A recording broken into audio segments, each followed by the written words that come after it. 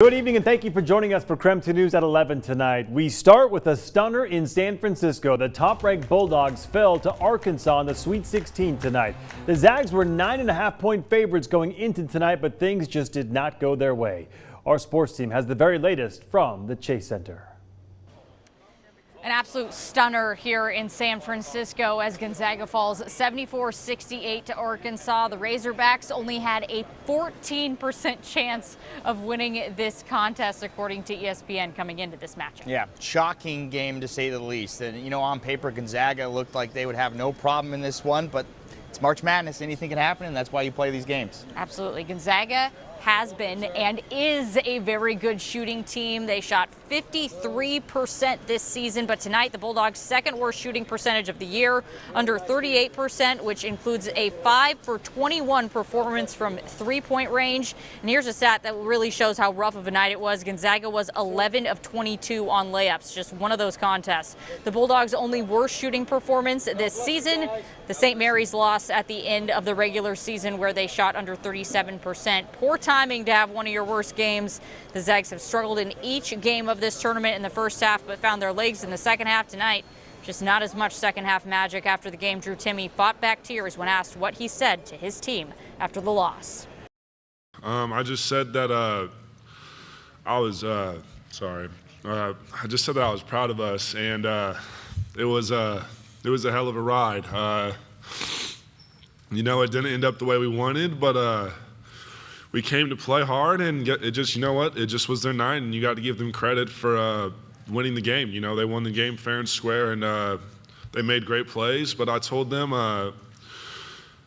just thanks for being my teammates, thanks for being here. You're my brothers to the end. I wouldn't want to do this with anyone else, and take a moment to just thank your families and Zag Nation for all the love and support they've had through all the goods, ups and downs of this season. It's been a grind this season, and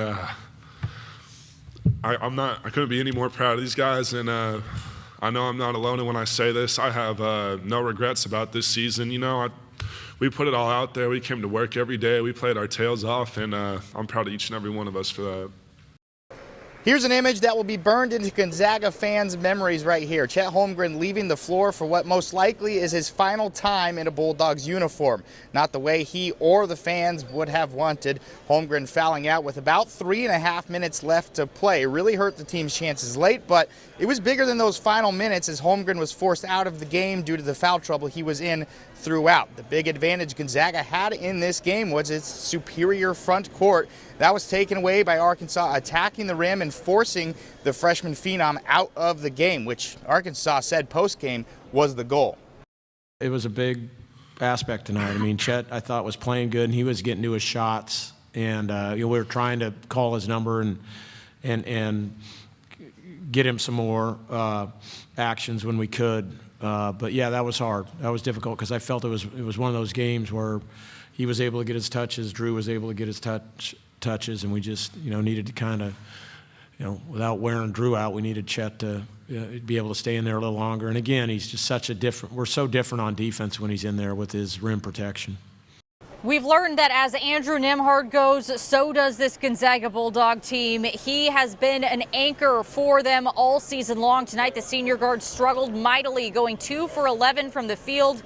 And one of those made shots, a prayer of sorts at the end of the game. On top of the struggles shooting, Nembhard had 5 turnovers and just 3 assists, an uncharacteristic game from him. You could tell he was a little speechless after the loss. It was definitely disappointing. As Coach said, I felt like I got to the spots I wanted to get to. I got shots that I usually get on a regular basis. Just didn't fall for me tonight. That's all I can say about it. So the season ends in the not-so-sweet 16, and now the attention turns to the offseason, where there's a lot of question marks on the futures of guys such as Drew Timme, Rasir Bolton, Andrew Nembhard. After the game, in the press conference, those guys were asked the question about, hey, what's your futures here? And Mark Few, he shot down that question pretty quickly. Yeah, he said it was too emotional of a time right now for them to answer something like that on the record. You do have to remember Andrew Nembhard and Rasir Bolton both have extra eligibility because of that extra COVID year. So we'll just see how this all plays out over the coming weeks. Right, and Drew Timme, a junior, question marks about, hey, does he want to go to the NBA? So a lot of question marks to be answered in the coming time. And he technically has 2 years of eligibility because of that extra COVID year. For now, though, reporting in San Francisco, I'm Brenna Green. He's Travis Green.